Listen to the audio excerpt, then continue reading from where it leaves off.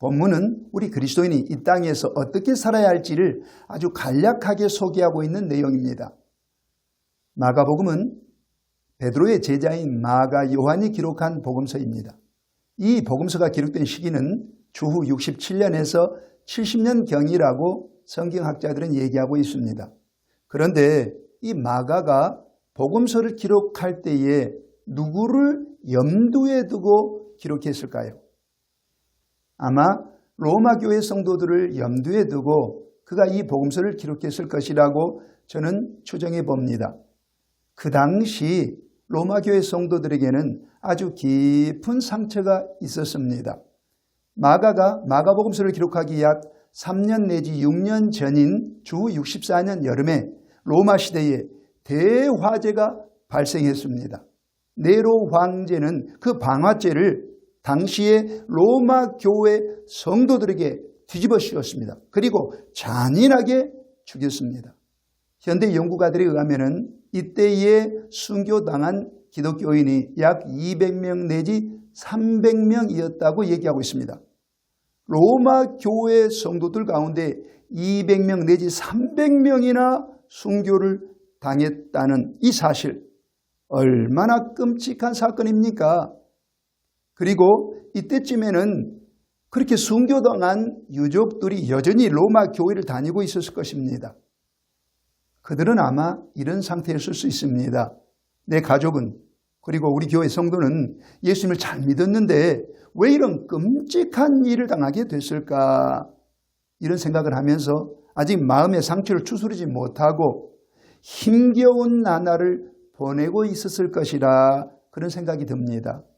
그래서 마가는 성령의 감동을 받고 이 복음서를 기록해서 성도님들을 위로하고 격려하고 용기를 주고 싶은 마음에서 그가 이 복음서를 기록하지 않았을까, 그렇게 저는 생각해 봅니다.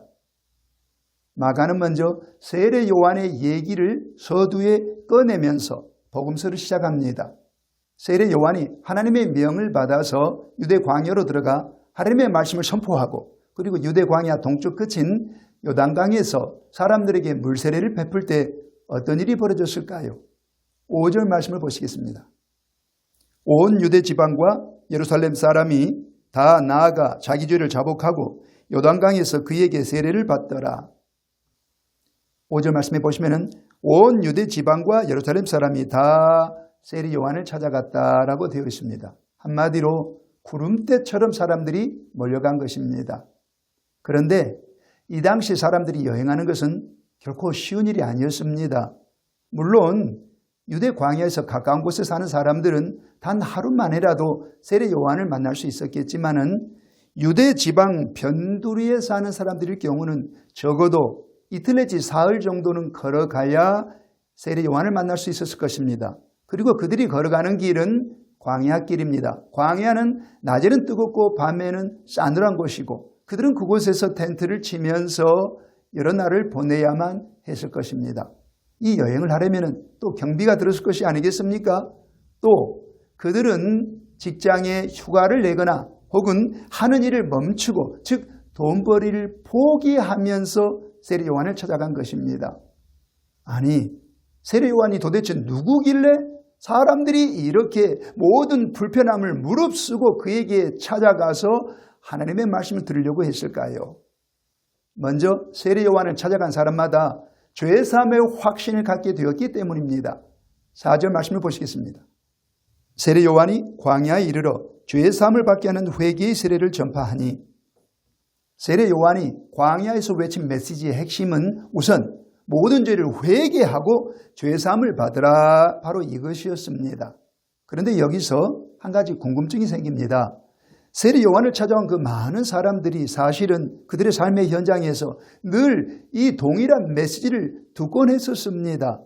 매주 토요일 날 안식일이 되면은 그들은 회당에 가서 예배를 드렸을 것이 아니겠습니까? 그러면 바리새인이나 서기관들이 회개의 메시지를 그들에게 분명 선포했을 것입니다.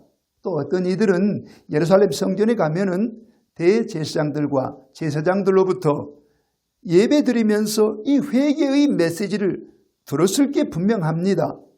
그런데 그들은 그 많은 메시지를 들었음에도 불구하고 죄사함의 확신을 갖지 못했던 것이 분명합니다. 그랬으니까 그들이 죄사함의 확신을 얻기 위해서 그 광야의 힘든 길을 마다하지 않고 세례 요한에게 찾아온 것이 아닙니까? 이렇게 세례 요한을 찾아온 사람들마다 죄사함의 확신을 갖게 된 게 분명합니다. 이와 연관된 구절이 6절입니다. 요한은 낙타 털 옷을 입고 허리에 가죽띠를 띠고 메뚜기와 석청을 먹더라. 소문을 듣고 세례 요한을 찾아온 사람들마다 그가 사는 모습을 보고 다 깜짝 놀라면서 은혜를 받았을 것 같아요.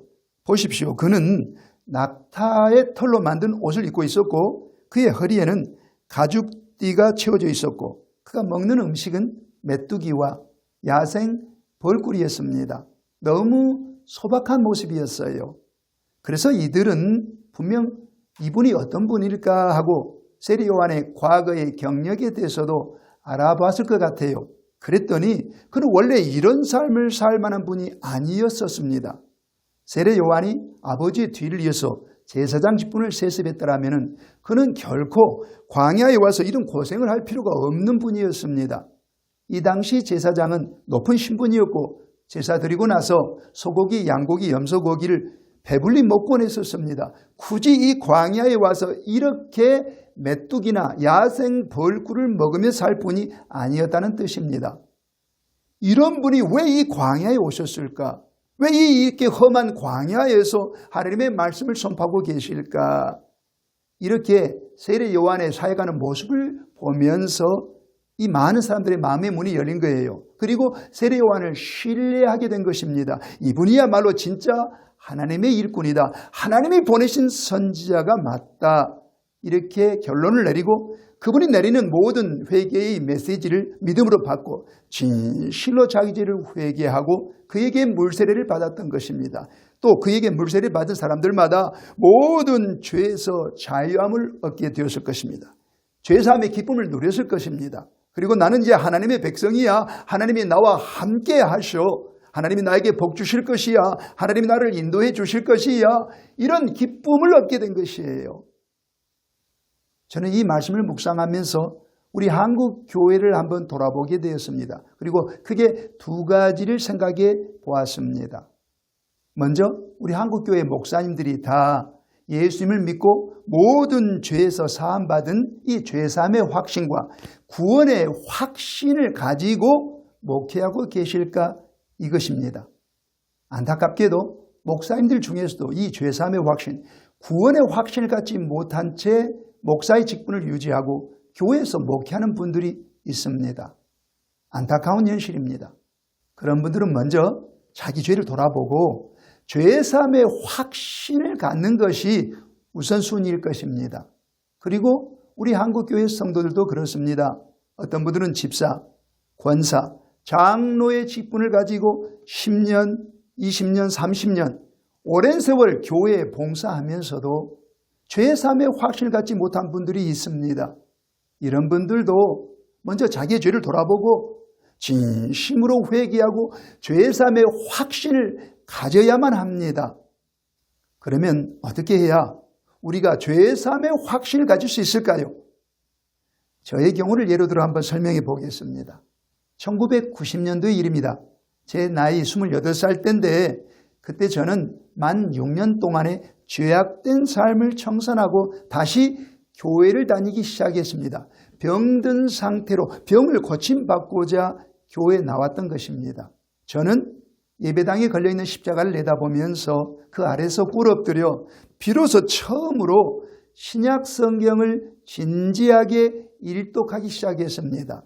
이때 저는 신약 성경에 기록된 죄에 대해서 조안점을 두고 말씀을 묵상했는데 많은 죄의 목록이 나왔습니다. 그리고 제가 짓지 않은 죄가 없었습니다. 그 많은 죄를 제가 지으면서 살아왔던 것을 발견하고 비로소 저는 하나님 앞에 나는 죄인입니다. 나는 죄 가운데 살았습니다. 이렇게 고백하면서 진심으로 회개했습니다. 그리고 예수님을 내 구주, 나의 모든 죄를 사해 줄 주님으로 믿고 내 마음에 영접을 했었습니다. 그랬더니 하나님께서 저희 기도를 들으시고 모든 죄를 사해 주셨습니다. 그것을 어떻게 알 수 있냐고요? 저희 병을 고쳐주신 것입니다. 그리고 기도했더니 하나님께서 음성을 들려주신 것이에요. 제가 죄사함 받은 것입니다. 모든 죄에서 자유함을 얻게 된 것이죠. 이 기쁨이 얼마나 컸던지요. 우리가 다 예수님을 믿고 이 죄사함의 기쁨을 누리며 신앙생활을 해야 하지 않겠습니까? 그리고 두 번째로 왜 그 많은 사람들이 광야로 세례 요한을 찾아왔을까? 그 두 번째 이유는 세례 요한이 메시아에 대한 궁금증을 잘 풀어주었기 때문입니다. 7절 말씀 보시겠습니다. 그가 전파하여 이르되 나보다 능력 많으신 이가 내 뒤에 오시나니 나는 굽혀 그의 신발끈을 풀기도 감당하지 못하겠노라. 세례 요한이 소개한 메시아는 세례 요한보다 능력이 더 많으신 분이었습니다. 계속해서 8절 말씀을 보시겠습니다. 나는 너희에게 물로 세례를 베풀었거니와 그는 너희에게 성령으로 세례를 베푸시리라. 7절과 8절 말씀을 자세히 들여다보시면 세례 요한의 메시지의 핵심이 메시아라는 걸 우리가 알 수가 있습니다. 그런 메시아를 소개하기를 자기보다 능력이 많으신 분이고 그리고 그 메시아는 사람들에게 성령으로 세례를 베풀어 주실 분이라 이렇게 소개를 합니다. 그런데 이런 메시지, 즉 메시아에 관한 이 메시지는 그 당시 사람들이 어디에서도 들을 수가 없었습니다. 오직 세례 요한을 통해서만 들을 수 있었던 메시지였습니다. 이 메시지 가운데 우리가 주목해야 할 부분은 8절 뒷부분에 그는 너희에게 성령으로 세례를 베푸시리라, 바로 이 표현입니다. 세례 요한이 메시아를 성령으로 세례 베푸실 분으로 이렇게 강력하게 선포할 수 있었던 것은 그 자신이 성령 세례를 받았고 성령으로 충만하고 성령으로 살고 있었기 때문에 이 확신을 가지고 선포할 수 있었던 것입니다.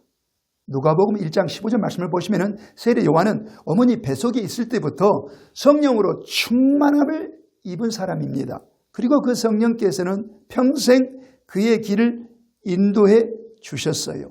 그로 하여금 제사장 직분을 포기하고 선지자 직분을 받을 수 있도록 인도해 오셨고 그로 하여금 광야로 오게 하신 분도 성령님이었습니다. 또 그는 성령으로 말미암아 회개 메시지를 선포하고 성령 세례의 이 메시지, 즉 메시아에 관한 이 메시지를 선포했던 것입니다. 이 모든 것은 성령의 역사였던 것입니다. 그는 자기의 일상에서 성령님을 생생하게 경험하면서 살고 있었습니다. 그러니까 자기 앞에 모인 사람들에게 성령 세례 꼭 받으라고 권면할 수 있었던 것입니다.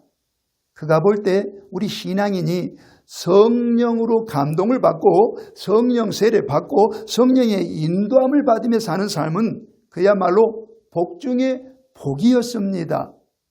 생각해 보십시오.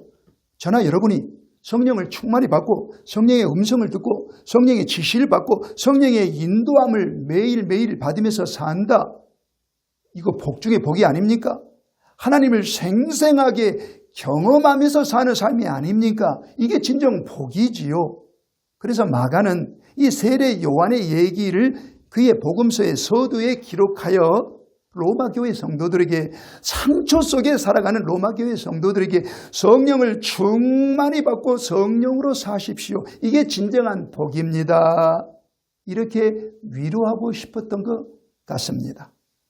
저와 여러분은 예수님을 구주로 믿고 마음의 주님으로 영접하면서 이미 성령으로 인침받은 상태입니다. 성령께서 우리를 도장 찍어주신 것이죠. 너는 내 아들이라, 너는 내 딸이라, 이런 도장 말입니다. 그러나 우리는 이에 만족해서는 안 됩니다. 빌립보 3장 3절에 의하면 성령으로 봉사하며 이런 말씀이 있습니다. 우리는 성령을 받아서 그 성령으로 봉사해야 할 일꾼들입니다. 그래서 바울 사도는 에베소 5장 18절 말씀에서 술 취하지 말라, 이는 방탕한 것이니 오직 성령으로 충만함을 받으라, 이렇게 명령을 내렸습니다. 이는 곧 성령의 명령입니다. 이미 성령으로 인침받은 에베소 교회 성도들을 향해서 성령으로 충만함을 받으라. 그리고 그 성령으로 봉사하라. 이렇게 명을 내린 것이죠. 우리는 이 성령님의 명령을 순종해야 할 사람들입니다.